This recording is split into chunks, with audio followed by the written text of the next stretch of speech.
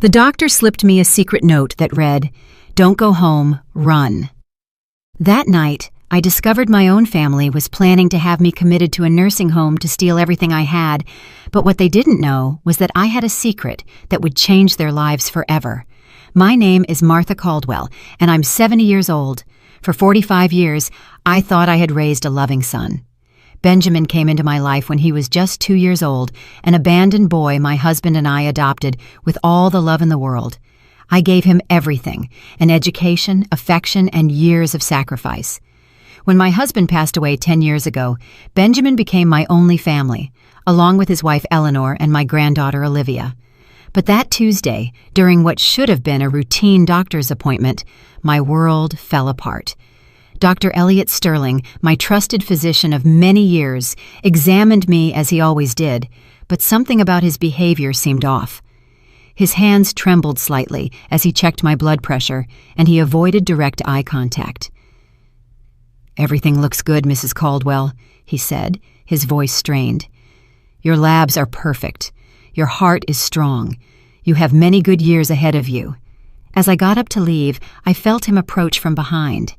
Suddenly, while I was grabbing my purse, Dr. Sterling discreetly slipped a folded piece of paper into the bottom of it. He did it so quickly that I almost didn't notice. "Take good care, Mrs. Caldwell," he said with a forced smile. "And remember, family isn't always what it seems." His words sent a chill down my spine. What did he mean by that? Why had he given me that note so secretly? I left the office with my heart pounding, but I decided not to read the note until I got home. During the cab ride, 1,000 thoughts crossed my mind. Dr. Sterling had never acted so strangely. He was a serious, professional man who had known my family since Benjamin was a teenager. Why would he be giving me secret messages now? When I arrived at the house, Benjamin was in the living room with Eleanor and Olivia. The three of them were talking in hushed tones, but they abruptly fell silent when they saw me. Eleanor had several papers in her hands that she quickly hid behind her back. "How was your doctor's appointment, Mom?" Benjamin asked, his smile not reaching his eyes. "Everything's fine, son. The doctor said I'm in perfect health," I replied, trying to sound normal. Eleanor exchanged a look with Benjamin that didn't go unnoticed. Why did they seem so disappointed? Were they hoping the doctor would tell me I was sick? "That's great, Grandma," Olivia said, but her voice sounded strangely cold. "It means you have plenty of time left to enjoy yourself." That night at dinner, I noticed my family was acting very strange. Benjamin barely spoke to me, Eleanor answered in monosyllables, and Olivia avoided my gaze. There was a tension in the air that you could cut with a knife. "Is something wrong?" I finally asked. "No, Mom, everything's fine," Benjamin replied quickly. "We're just tired." After dinner, I went to my room with a heavy heart. Something was definitely going on, and the doctor's note was starting to make sense. With trembling hands, I took the paper from my purse and unfolded it. What I read took my breath away. "Mrs. Caldwell, your family was here yesterday. Eleanor asked me about your mental state, and if I could certify that you need special care, they want to put you in a nursing home. They also asked about your inheritance and assets. Don't go home. Run, Dr. Sterling." My hands began to shake uncontrollably. My own family. The son I raised with so much love, the daughter-in-law I treated like my own child, my granddaughter who was always my adoration. Suddenly, it all made sense. The strange looks, the whispers, the hidden papers. They weren't disappointed because I was in good health. They were furious because the doctor hadn't cooperated with their plans. I couldn't sleep that night. Every noise in the house startled me. I lay awake, listening, trying to understand how I had reached this point. How was it possible that the family for whom I had sacrificed everything was now conspiring against me? At 2 a.m, I heard voices in the kitchen. I got up stealthily and crept toward my bedroom door. I could clearly hear Benjamin, Eleanor, and Olivia talking in low voices, but loud enough for me to understand every word. "The damn doctor wouldn't cooperate," Eleanor said with irritation. "I explained to him that the old lady is losing her mind, that she sometimes doesn't recognize anyone, that she leaves the gas on, but he insisted she's perfectly fine." "Relax, my love," Benjamin replied. "We'll find another doctor, one who's willing to sign the papers we need." "But what do we do with her in the meantime?" Olivia asked. I already booked my spot at the college in the U.S. I need that money now, not in 5 years when she finally dies of old age." "Olivia, don't talk like that," Benjamin scolded, though without much conviction. "You have a point, though. We need to act fast. The house is worth almost $500,000, and with her pension and savings, we could live comfortably until she dies," Eleanor finished coldly. "Look, I didn't join this family to take care of a senile old woman. I married you because I thought you'd inherit soon, but it's been 10 years and she's still here spending our money." "Our money?" I repeated silently, feeling rage start to grow in my chest. All my money, earned with my and my late husband's sweat, they saw as their own. "Tomorrow I'm going to talk to the lawyer," Benjamin continued. "I'm going to ask if we can have her declared incompetent without a doctor. There has to be a way." "And if that doesn't work," Eleanor added, "we can always make her life impossible until she decides to go to a nursing home herself. Take away her TV, don't cook for her, treat her like what she is, a burden." "Mom, don't be so cruel," Olivia said. But then she added, "Though the truth is, I'm already tired of pretending to love her. She's always there, butting into our conversations, asking why we're out so late. It's insufferable." My legs began to tremble. I leaned against the wall, feeling my world crumbling around me. These were the people for whom I had worked 18 hours a day when Benjamin was little, for whom I had given up my dreams, my friendships, my own life. "Remember my 15th birthday?" Olivia continued. "She bought me that horrible red dress and forced me to wear it. All my friends laughed at me. From that day on, I swore I'd get her back someday." "And what bothers me the most," Eleanor added, "is that she's always bragging about what a good mother she was, about all she sacrificed for Benjamin, as if she were a saint. But the truth is, she adopted him because she couldn't have her own kids. She used him to fill her emptiness." "Enough already," Benjamin said, but his voice sounded tired, not indignant. "Look, in a week, I'm going to talk to her. I'll tell her we found a very nice nursing home, that it would be better for her to be with people her own age, and if she refuses, we'll use Plan B." "What's Plan B?" Olivia asked. "We make her really lose her mind," Benjamin replied coldly. "We switch her medications. We hide her things. We tell her she did things she didn't do. In a month, any doctor will certify that she's mentally ill." The horror of his words hit me like a punch. Not only did they want to rob me, they wanted to destroy my mind, my dignity, my sanity.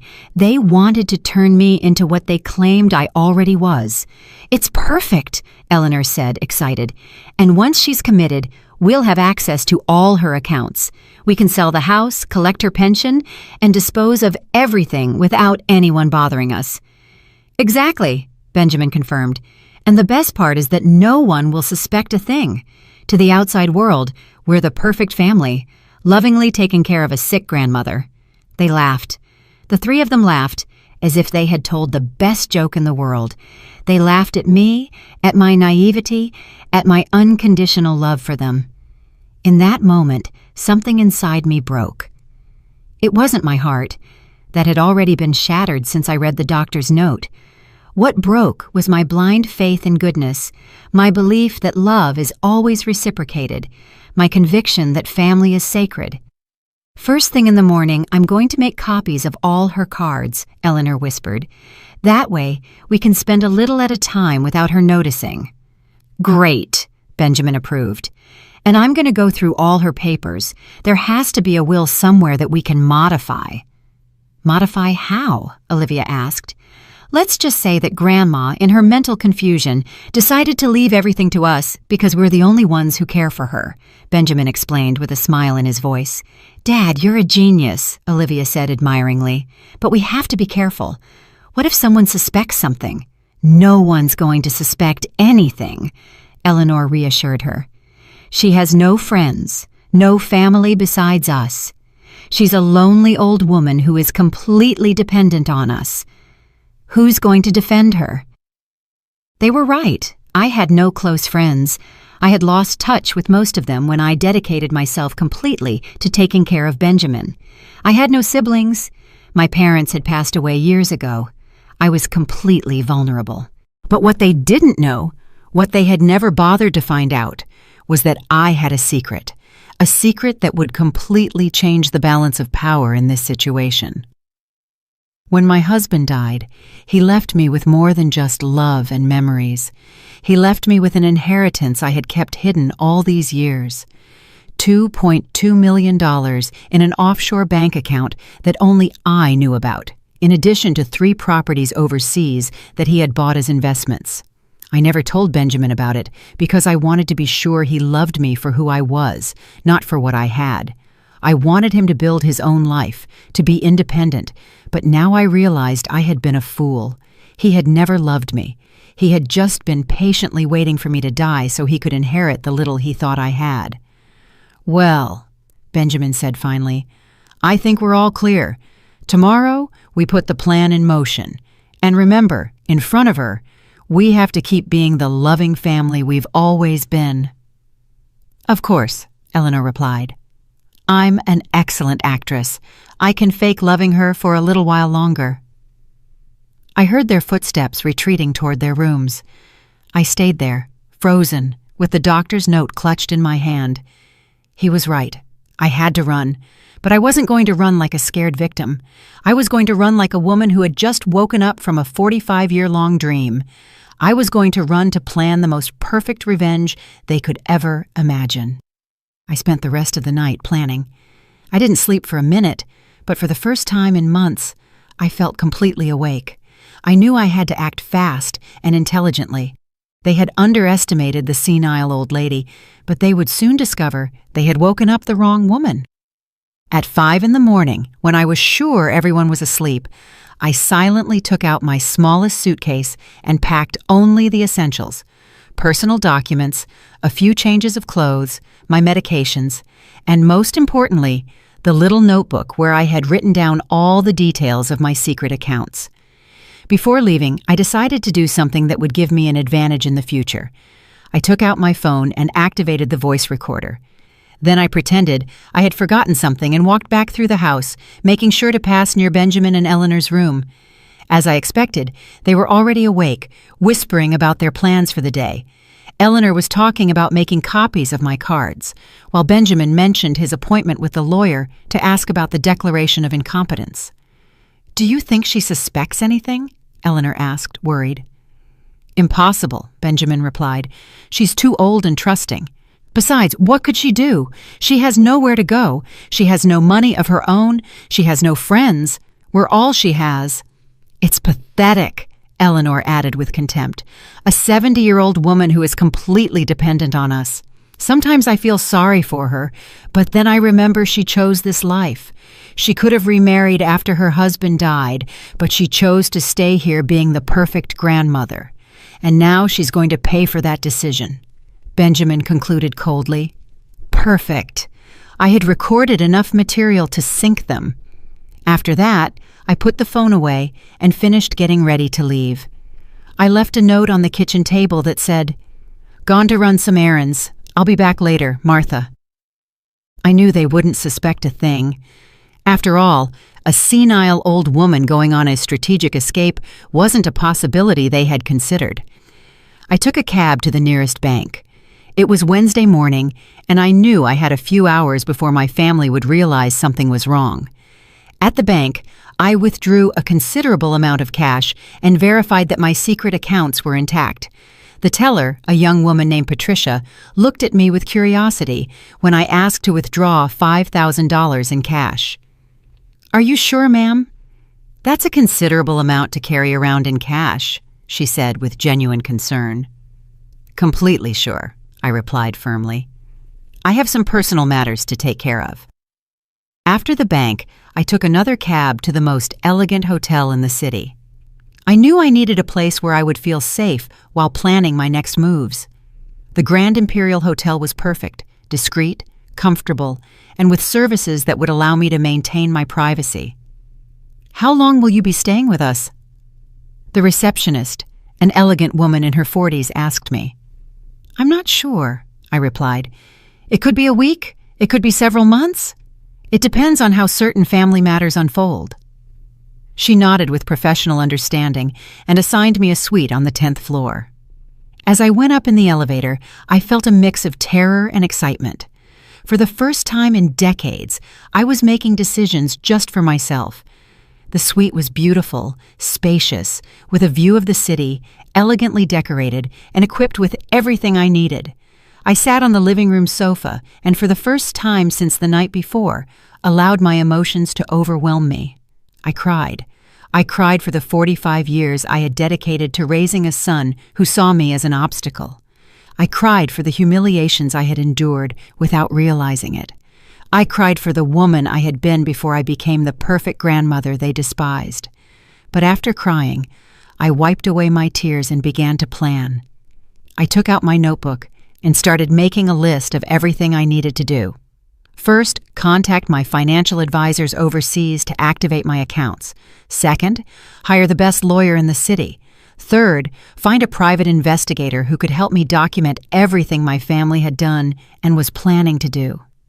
At 2 p.m, my phone started to ring. It was Benjamin. "Mom, where are you? It's 2 p.m. and you haven't come back." His voice sounded worried, but I could detect the irritation beneath the concern. "I'm fine, son," I replied calmly. "I decided to take a day for myself. It's been a long time since I did that." "A day for yourself? What does that mean? Where exactly are you?" Now his voice was clearly annoyed. "I'm in the city taking care of some things I needed to do," I lied partially. "Don't worry, I'll be back when I'm finished." "Mom, this isn't like you. You always let us know where you're going. Eleanor is worried, and so is Olivia. We need to know where you are." For the first time in years, I detected something in his voice that surprised me. Panic. He wasn't worried about my well-being. He was worried because he had lost control over me. "You know what, Benjamin?" I said with a calmness that surprised me. "I'm 70 years old. I think I'm old enough to make my own decisions about where to go and what to do." There was a silence on the other end of the line. "Mom, you're scaring me. You don't sound like yourself." "Are you taking your medications?" he asked. And in that question, I could hear the beginning of their strategy. He was already planting the seed that I was not mentally well. "I'm perfectly fine, son. I've never been better," I replied and hung up. I immediately turned off my phone. I knew they would call me obsessively, and I needed peace to do what I had to do. That afternoon, I hired the most prestigious law firm in the city. The head attorney, a man in his 50s named Dr. Graham Montgomery, received me personally when I mentioned the amount of money I was willing to pay for his services. "I need complete legal protection," I explained. "My family is trying to have me declared incompetent to take control of my assets, but I have recordings that prove it's a conspiracy." Dr. Montgomery listened carefully as I played the recordings I had made that morning. His expression grew more and more serious. "Mrs. Caldwell, this is very serious," he said finally. "What your family is planning constitutes elder abuse, conspiracy to commit fraud, and potentially forgery of documents. We could prosecute them criminally." "That's exactly what I want," I replied with determination.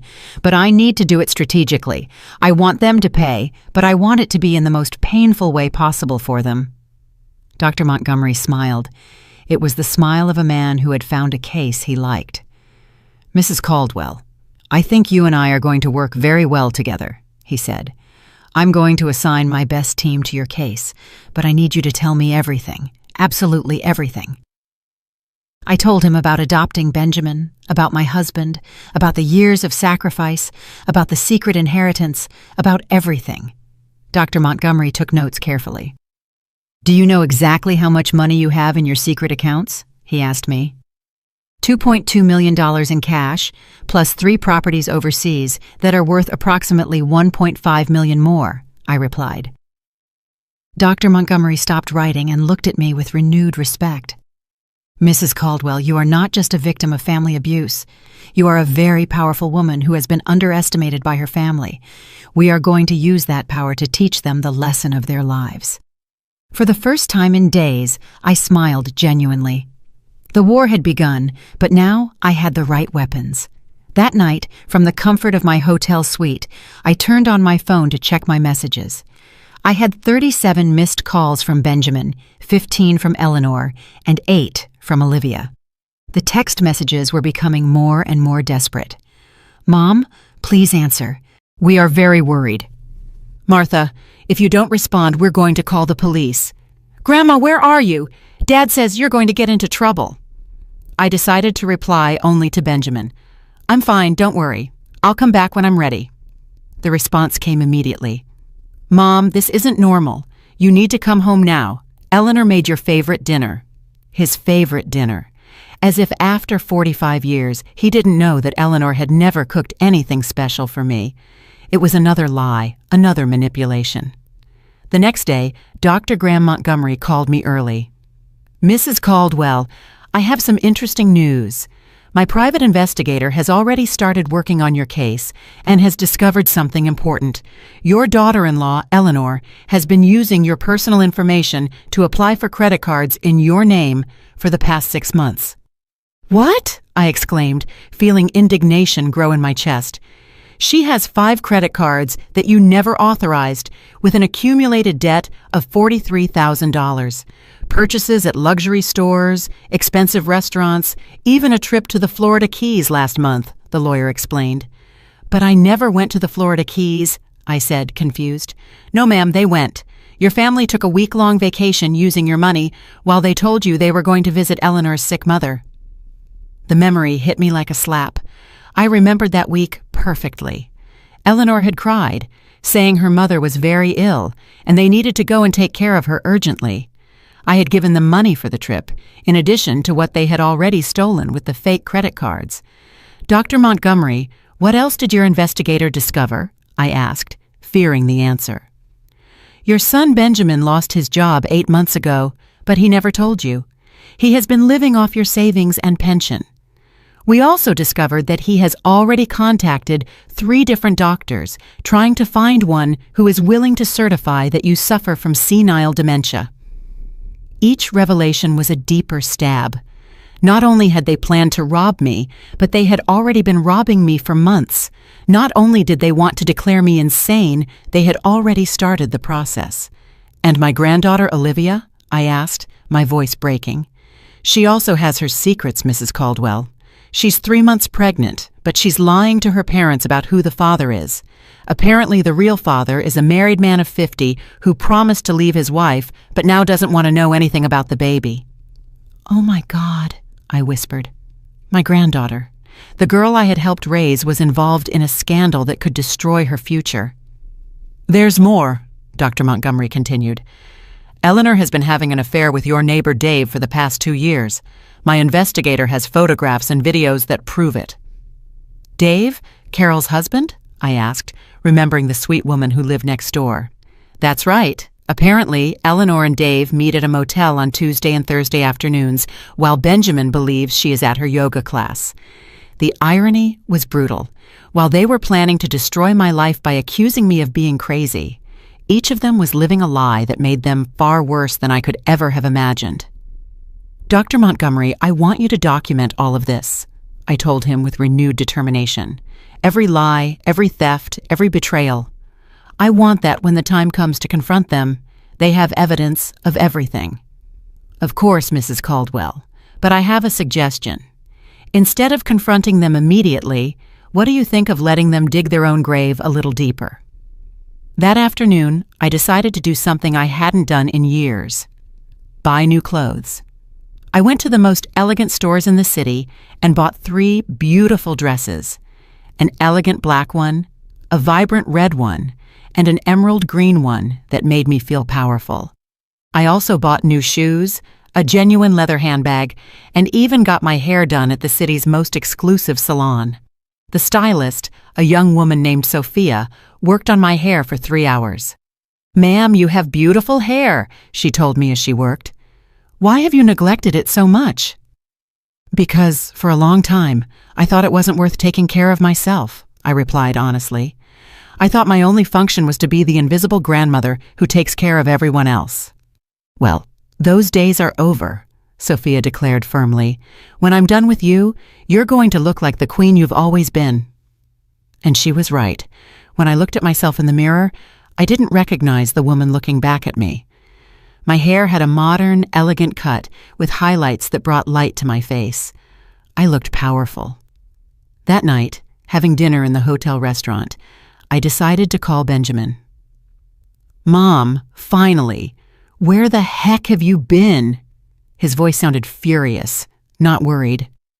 "Taking care of myself, son," I replied calmly. "You know, I hadn't taken time for myself in years. It's been very revealing." "Mom, this has to stop. You can't just disappear like this. We're your family. We have a right to know where you are."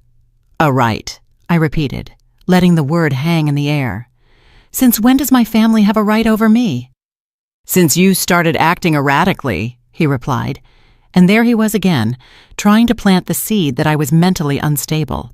Erratic? Does it seem erratic to you that a 70-year-old woman decides to take a few days for herself?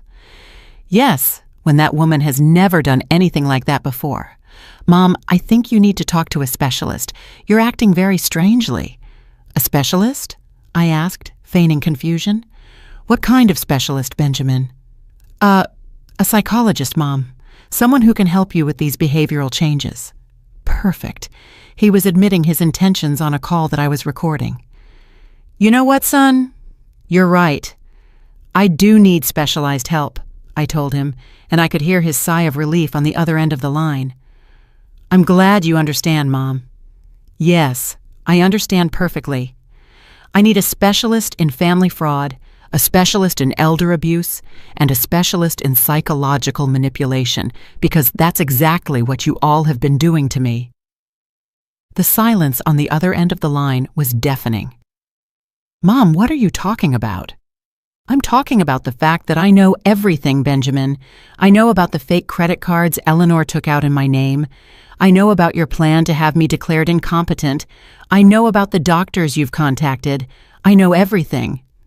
"Mom, that's ridiculous. I don't know what you're talking about. I think you really need medical help." "You know what else I know, Benjamin. I know you lost your job 8 months ago, and that you've been living off my money while lying to my face. I know about the trip to the Florida Keys that you paid for with my stolen money. I know many other things that are going to surprise you a lot when you see them in court." "You're delirious," he said, but his voice no longer sounded sure. "Delirious? Last night I heard you planning how to make me really go crazy by switching my medications.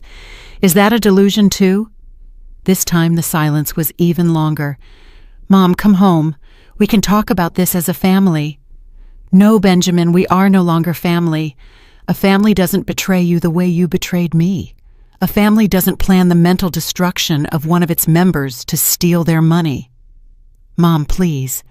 What I am going to do is give you one chance, just one chance, to confess everything, apologize genuinely, and return every penny you have stolen from me. If you do that, maybe, just maybe, I can find a way to forgive you." "We have nothing to confess," he replied, but his voice was trembling. "Then I'll see you in court, son. Have a good night." I hung up the phone, and for the first time in days, I felt completely at peace. The war had been officially declared, and I had all the weapons. The following days were an emotional roller coaster. My phone wouldn't stop ringing with desperate calls from my family. First, they tried the love tactic. Crying messages from Olivia saying how much she missed me. Broken voices from Eleanor asking for forgiveness for any misunderstandings. And pleas from Benjamin begging me to come home to clear things up. When that strategy didn't work, they switched to fear and intimidation. Benjamin left me a voice message that said, "Mom, if you don't come back immediately, we're going to have to take legal measures to protect you from yourself. Your erratic behavior is forcing us to consider legal guardianship." But Dr. Graham Montgomery had prepared me for this. "Mrs. Caldwell, let them file the petition for guardianship," he advised me during one of our meetings. "It will be the best evidence we could have of their true intentions. Besides, we already have 3 independent psychiatrists who have certified that you are in perfect mental condition." Meanwhile, my private investigator had been very busy. Every day I received new reports that left me more surprised than I thought possible. Mrs. Caldwell, he told me during our Friday meeting, your family has dramatically accelerated their plans since you disappeared. Yesterday, Benjamin went to your bank trying to access your accounts, saying that you had suffered a psychotic episode and that he needed to temporarily handle your finances. And what did the bank tell him? I asked. Fortunately, the bank manager is very professional. He told Benjamin that he would need official legal documentation to make any changes to your accounts. But Benjamin insisted so much that they had to ask him to leave. There's more. Yes, Eleanor has been selling your belongings. Yesterday, I saw that she posted several of your antique furniture pieces on an online sales page.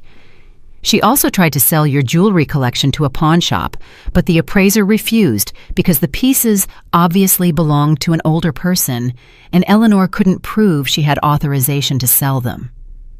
My heart pounded. Those jewels were gifts from my late husband, unique pieces he had collected over decades. And my granddaughter Olivia? I asked with a lump in my throat. She has been the most active of all. She's been telling her friends that you are suffering from advanced Alzheimer's and that the family is considering having you committed. She has also been using this story to borrow money from several acquaintances, saying she needs funds to pay for her grandmother's medical care. Each revelation was more painful than the last. Not only were they stealing from me, they were destroying my reputation and using my supposed illness to manipulate other people. But here's the most interesting part, the investigator continued. Last night, the three of them had a meeting at your house with a man our sources identified as Paul Hayes, a document forger known in the city's criminal underworld. A forger? I asked, feeling my blood run cold. Apparently, they are planning to create fake medical documents that certify your mental incompetence. Paul Hayes specializes in creating fictitious medical histories and forging doctors' signatures. This was much worse than I had imagined. Not only did they want to steal from me, they were willing to commit multiple serious crimes to do so. Dr. Montgomery, I said over the phone that same afternoon, I think it's time to accelerate our plans. If we wait any longer, they're going to have fake documents that could complicate things. I agree, Mrs. Caldwell. Are you ready for Phase 2 of our plan? Phase 2 was brilliant in its simplicity. Instead of confronting them directly, we were going to let them incriminate themselves publicly. On Monday morning, I got dressed in my new elegant black dress, put on my best jewelry, and headed to the city's most prestigious real estate office. I had made an appointment to view luxury properties, specifically homes worth over $1 million. Mrs. Caldwell, the real estate agent, a dapper man named Rick, greeted me. It's a pleasure to meet you. I understand you're interested in acquiring a high-value property. That's right, I replied with confidence. I'm looking for a house that reflects my new stage of life, something elegant, modern, with good security. Perfect. I have 3 properties that might interest you. What Rick didn't know was that my private investigator had coordinated everything perfectly. At 11 in the morning, exactly when we would be viewing the second property, Benjamin, Eleanor, and Olivia would coincidentally appear at the same real estate office. We were in the middle of a visit to a spectacular mansion when I heard familiar voices at the main entrance. Excuse me, I said to Rick. I think some acquaintances just arrived. When we went down to the main lobby, there they were, the 3 of them, dressed in their best clothes, talking to another real estate agent. We're interested in selling a property, I heard Benjamin say. It's my mother's house, but she's ill, and we have legal power of attorney to handle her affairs. Power of attorney? The agent asked. Could you show me the documentation? Well, we're still processing the official papers, Eleanor replied nervously. But it's just a matter of days. We want to get a head start on the appraisal process. Hello, family, I said loudly from the stairs. The 3 of them turned around at the same time, and their faces of horror were worthy of a movie. Benjamin turned pale. Eleanor's mouth opened without making a sound, and Olivia literally took a step back. Mom? Benjamin stammered. What are you doing here? The same thing you are, apparently, I replied calmly as I walked down the stairs. Although I'm buying, not selling. Rick, my real estate agent, approached with a professional smile. Do you know these people, Mrs. Caldwell? Unfortunately, yes, I replied. This is my family, or at least that's what I thought until recently. Mom, we need to talk, Benjamin said, trying to sound authoritative, but failing miserably. About what, Benjamin? About how you were planning to sell my house without my authorization? About the fake documents you're processing? Or about the power of attorney you just mentioned that doesn't exist? The other real estate agent looked confused and clearly uncomfortable. Excuse me, he interrupted, but if there is a legal conflict over the property, we cannot proceed with any appraisal until it is resolved. There's no conflict, Eleanor said desperately. It's just that she hasn't been right in the head lately. I'm not right in the head, I repeated loudly, making sure everyone in the office could hear. Is that why I'm here buying a $1.5 million house with my own money? Rick's jaw dropped. $1.5 million? Olivia whispered. Oh yes, dear granddaughter, I said with a sweet smile. It turns out your senile grandmother has a lot more money than you thought. I took out my phone and dialed Dr. Montgomery's number. Doctor, I'm at Richards & Associates Realty. My family is here trying to sell my property without authorization and claiming they have power of attorney over my affairs. Could you send someone from your office to document this situation? Of course, Mrs. Caldwell. Someone will be there in 15 minutes. I hung up and looked at my family with a calmness that surprised me. Now we're going to wait for my lawyers to arrive, I announced, and they're going to explain to everyone here exactly what legal documents you have, how you obtained them, and why you believe you have the right to sell my property. Benjamin tried to approach me. Mom, this is a misunderstanding. We can solve it at home. No, I said firmly, taking a step back. There is nothing left to solve at home. I no longer have a home, at least not with you in it. Eleanor began to cry, but they were tears of panic, not sadness. Martha, please, we're family. Everything we've done has been for your own good. For my own good? I asked, raising my voice. Stealing my money with fake credit cards was for my own good. Planning to forge medical documents was for my own good. Hiring a criminal to fake my medical history was for my own good. Each accusation fell like a bomb in the lobby of the real estate office. The other clients and employees had stopped to listen, and I could see the expressions of horror and disgust on their faces. We don't know what you're talking about, Olivia lied desperately. You don't? I took out my phone and played one of the recordings I had made. Benjamin's voice filled the space. We make her really lose her mind. We switch her medications. We hide her things. We tell her she did things she didn't do. In a month, any doctor will certify that she's mentally ill. The silence in the real estate office was deafening. I could see how the faces of the employees and clients were filled with indignation and repugnance. That recording is illegal, Eleanor yelled hysterically. Not in this state, I replied calmly, and definitely not when it's recorded to prevent a crime that is being planned. At that moment, 2 lawyers from Dr. Montgomery's firm arrived along with a public notary. Mrs. Caldwell, we are from the Montgomery & Associates firm.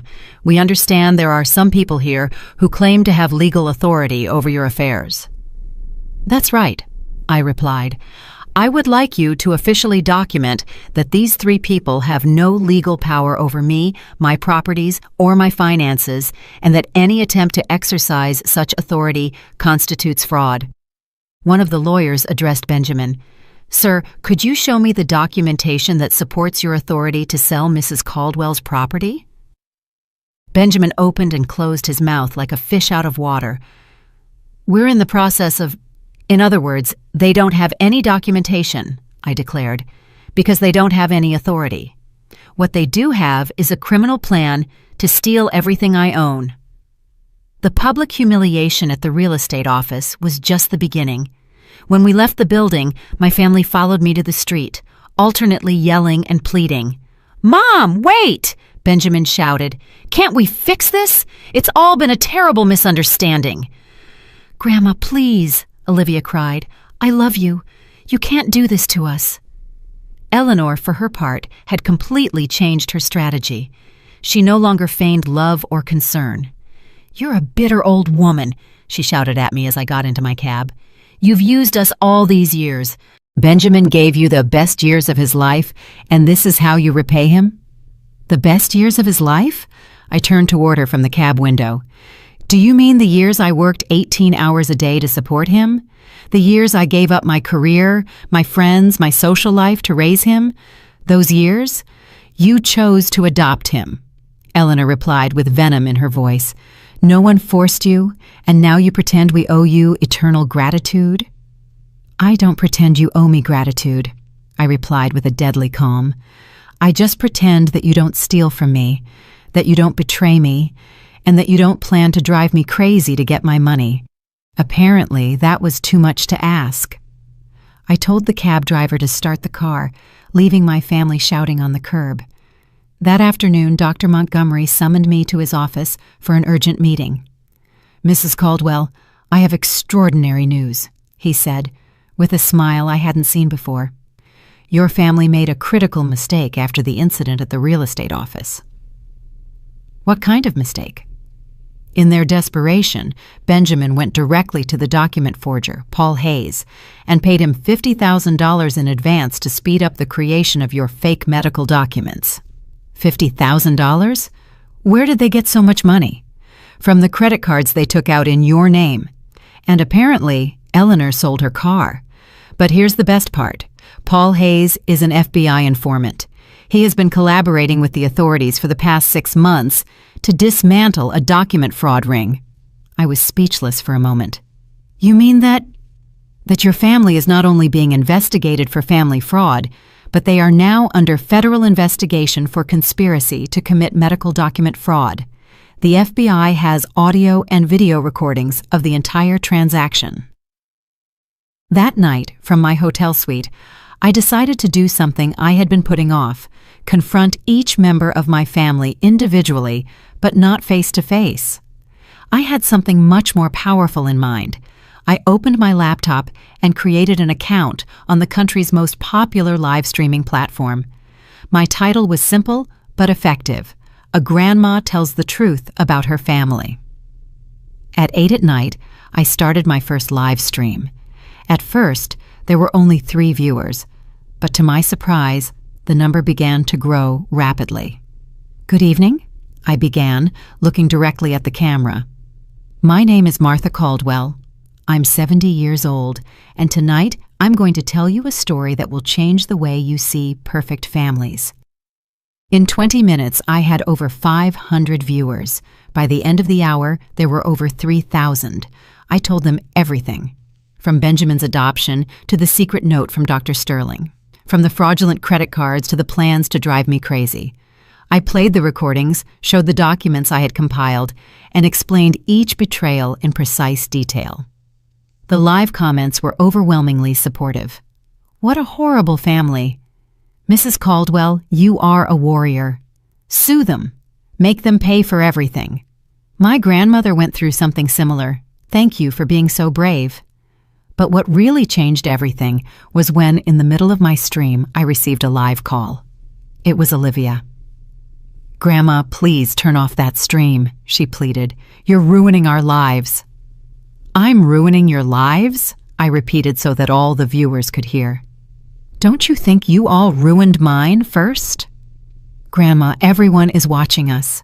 My friends, my teachers, the whole school. I can't even leave the house.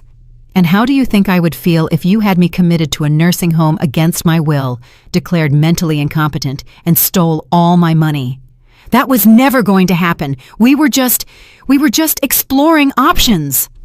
Exploring options? I shouted, for the first time in days losing the composure I had maintained.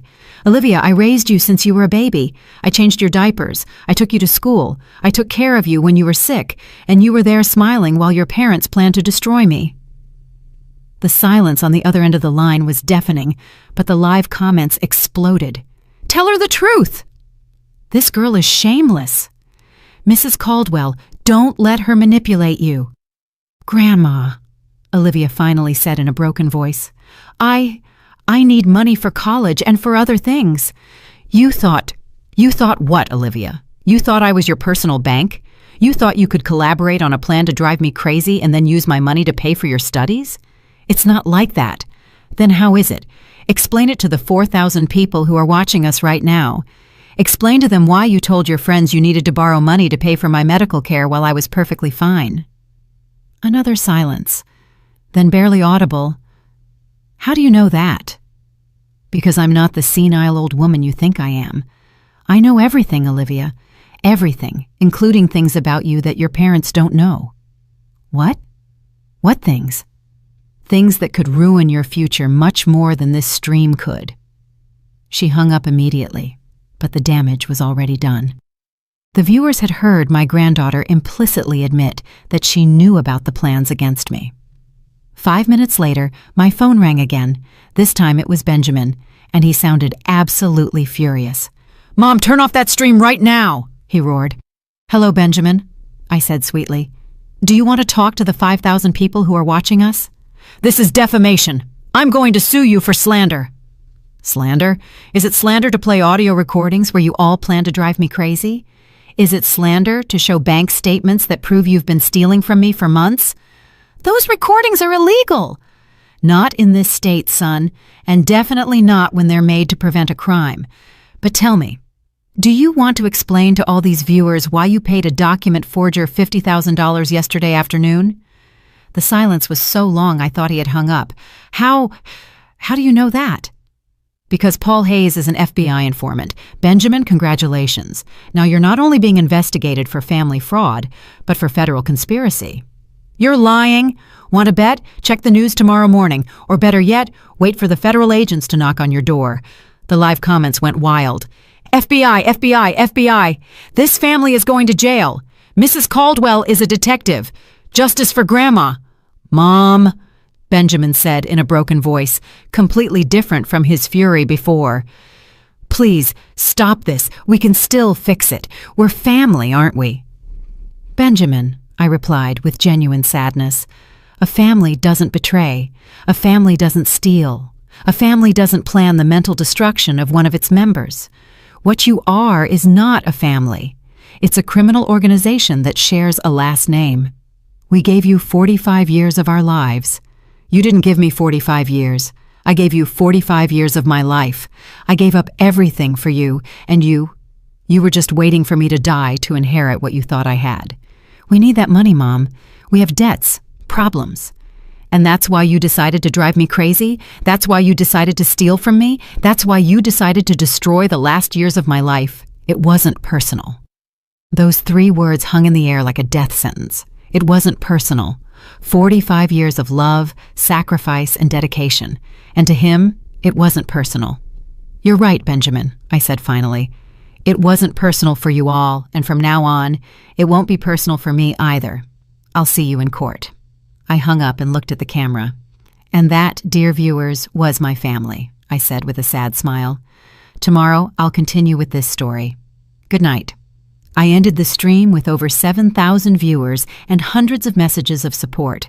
For the first time in weeks, I went to sleep feeling that I was not alone in this battle. The next morning, I woke up with my phone exploding with notifications. My live stream had gone viral. I had thousands of messages of support, hundreds of interview requests from media outlets, and surprisingly, dozens of messages from other older people who had gone through similar situations. "Mrs. Caldwell," one message said, "my son did the exact same thing. Thank you for being brave and telling your story. You've inspired me to take action." Another said, "I'm a lawyer specializing in elder abuse. Your case is textbook. If you need additional help, I'm at your disposal at no cost." But the message that impacted me the most was from a woman named Carol Sterling. "Mrs. Caldwell, I'm a social worker. Just yesterday, I prevented a family from having their 75-year-old father committed after seeing your stream. Your courage is saving other grandparents." Dr. Montgomery called me at 9 in the morning. "Mrs. Caldwell, I have news that will change everything," he said with a smile I hadn't seen before. "The FBI arrested Paul Hayes last night, and in his interrogation, he confessed everything about the transaction with your family. Everything. Not only did he admit that Benjamin paid him to forge medical documents, but he also revealed that your family asked him to create a fake will in your name, leaving everything to them and declaring that you were mentally incompetent when you signed it. I felt as if I had been punched in the stomach. A fake will. Apparently, the plan was much more elaborate than we thought. They were going to use the fake medical documents to have you committed. Then they would present the forged will and finally wait for you to die in the nursing home to legally inherit everything. My God, I whispered. How long had they been planning this? According to Paul Hayes, Eleanor first contacted him 4 months ago. This was not a desperate, last-minute decision. It was a calculated and premeditated conspiracy. That afternoon, while I was processing this new information in my hotel suite, I received an unexpected call. It was Olivia, and for the first time in weeks, her voice sounded genuinely broken. "Grandma, can we please talk? Just you and me." "What for, Olivia? For you to lie to me again? For you to try to manipulate me emotionally?" "No, Grandma, to tell you the truth, the whole truth. I can't take this anymore." Something in her voice made me hesitate. I decided to take a risk. "Okay, but it will be in a public place with witnesses, and I'm going to record the entire conversation.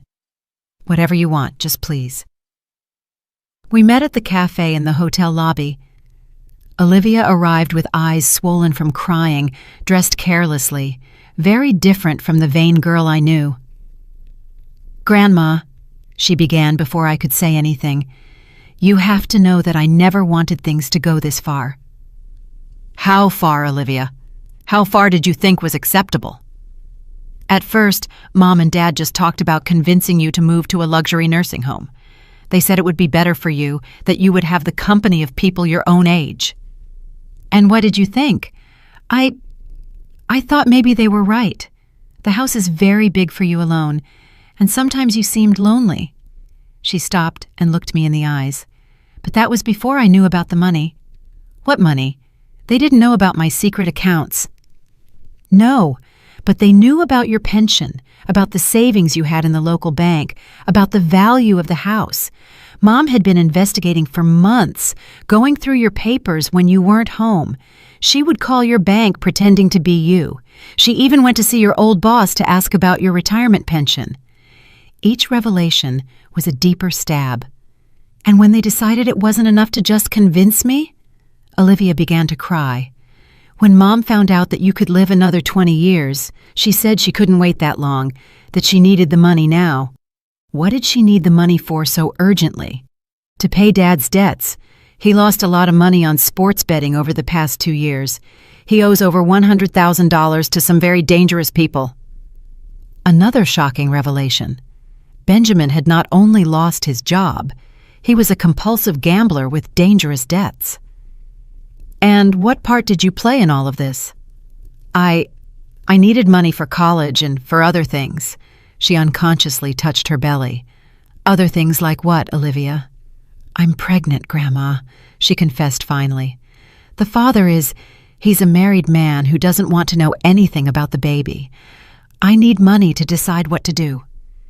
My heart broke for my granddaughter, but I also felt a deep rage.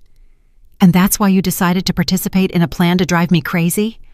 "I didn't know they wanted to drive you crazy," she shouted, attracting glances from other cafe customers. "I just thought they wanted a doctor to say you needed special care." "What's the difference, Olivia?" I don't know. I guess there isn't a difference." She cried in silence for a few minutes. "Grandma, when you left the house, everything fell apart. Dad and Mom do nothing but fight. Mom says it's all Dad's fault for gambling. Dad says it's all Mom's fault for being too ambitious. And I'm in the middle, pregnant and terrified. And now what do you want from me? I want you to forgive me. And I want you to know that if you testify against Mom and Dad, I'm going to tell the truth. Everything I know, everything I saw, everything I heard." I remained silent, processing this unexpected offer. "Why would you change sides now, Olivia?" "Because last night Dad told me that if everything goes wrong, They're going to say that I was the one who had the idea to steal your jewels. They're going to say that I manipulated them into doing it because I needed money for drugs. Drugs? I don't do drugs, Grandma. But Dad says it's more credible to blame the rebellious teenager than to admit that they planned everything. The final betrayal.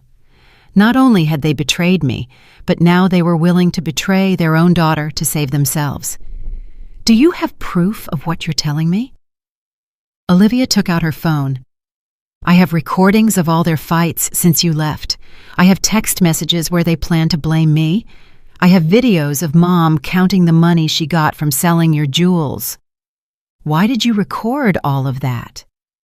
Because a week ago, I realized that when all this is over, they're going to abandon me too. I'm underage, I'm pregnant, and I have no money. They're going to need a scapegoat, and that scapegoat is going to be me.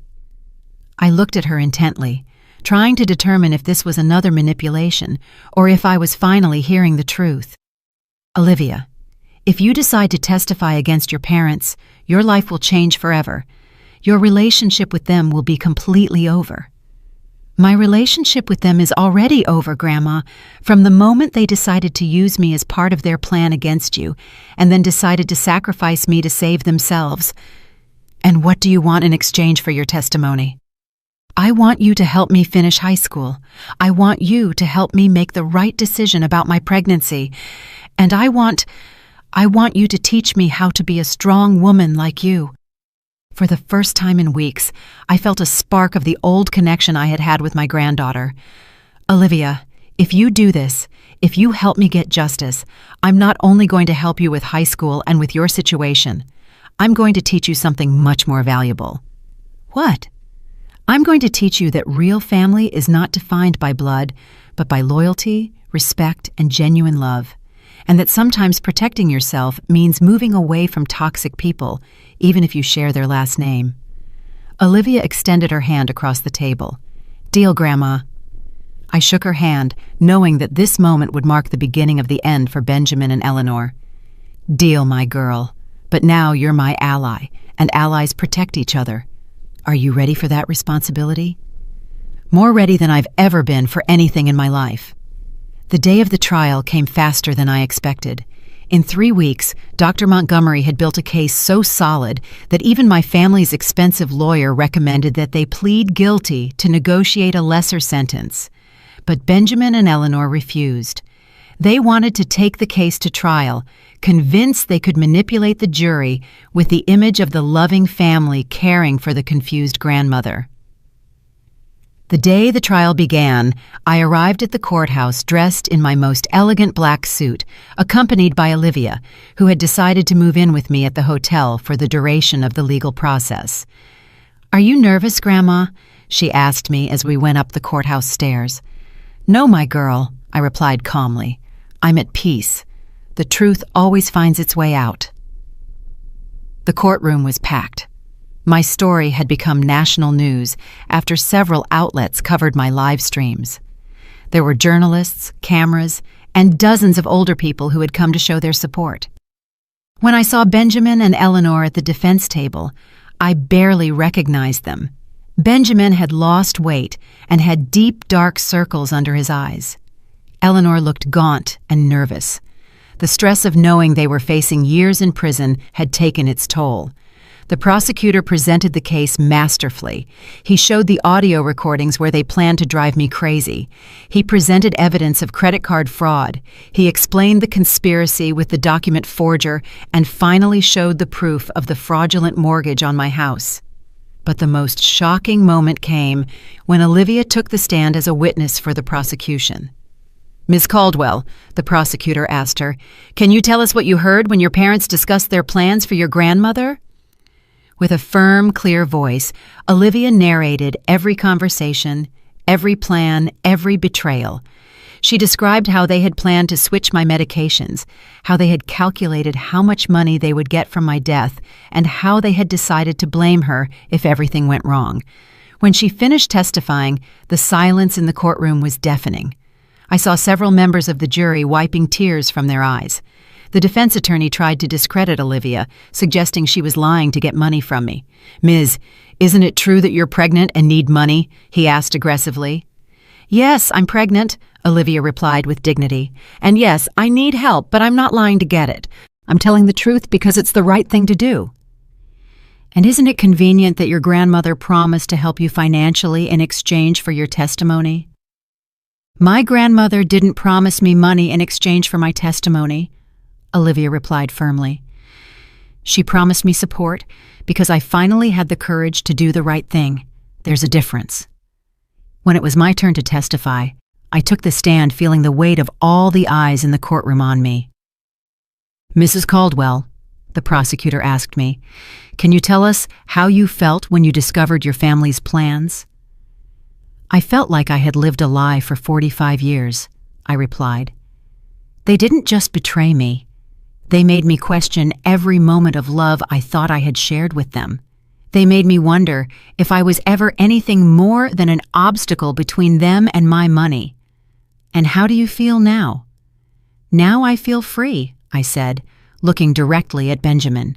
"Free from the lies, free from the manipulation, and free from the obligation to love people who never truly loved me."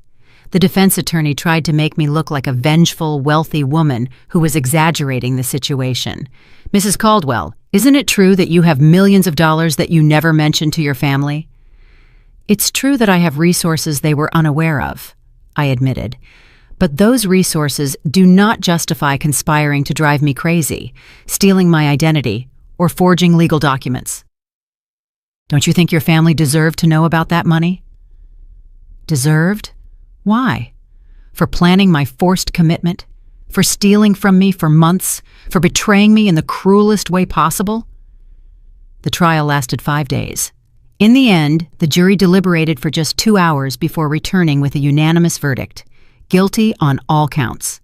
Benjamin was sentenced to 12 years in prison for conspiracy, fraud, forgery of documents, and elder abuse. Eleanor received 10 years for the same charges, plus additional charges for mortgage fraud. When the judge read the sentences, Eleanor broke down crying. Benjamin simply stared ahead with an empty expression. After the trial, as we were leaving the courthouse, a reporter asked me, "Mrs. Caldwell, do you feel that justice was served?" "I feel that legal justice was served," I replied. "But the real justice was discovering who I truly was before it was too late to enjoy the rest of my life." 6 months later, I bought a beautiful house on the outskirts of the city. It's smaller than my old house, but it's full of light and has a lovely garden where Olivia and I spend our afternoons. Olivia finished high school with honors and decided to keep the baby. She is now studying law, inspired by everything we went through together. She says she wants to specialize in elder protection. "Grandma," she told me a few weeks ago, as we worked in the garden, "do you ever regret adopting Dad?"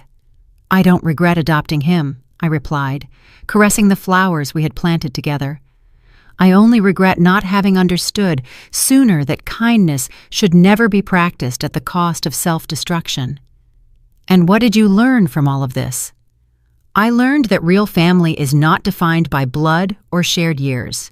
It is defined by mutual respect, genuine loyalty, and unconditional love. I learned that it is better to be alone with dignity than to be accompanied by betrayal. And I learned that it is never too late to start over. Now, at 71 years old, I am living the fullest life I have ever had. I travel, I read, I have new friends, and above all, I have a genuine relationship with my granddaughter, who has become the daughter of my heart that I always wanted to have. Benjamin and Eleanor have tried to contact me from prison several times, but their letters go directly to the trash, unopened. Some doors, once closed, should never be opened again. Every night before I go to sleep, I am thankful for 3 things: for Dr. Sterling, who had the courage to warn me, for my own strength that I didn't know I had, and for discovering that endings can also be beginnings if you have the courage to write your own story. Kindness is still important in my life, but now I practice it with wisdom. I help other older people who are facing similar situations. I support Olivia in her studies, and I have created a foundation to prevent elder abuse. But more important than all that, I finally learned to love myself as much as I loved everyone else my whole life. And that, my dears, is the most valuable lesson of all.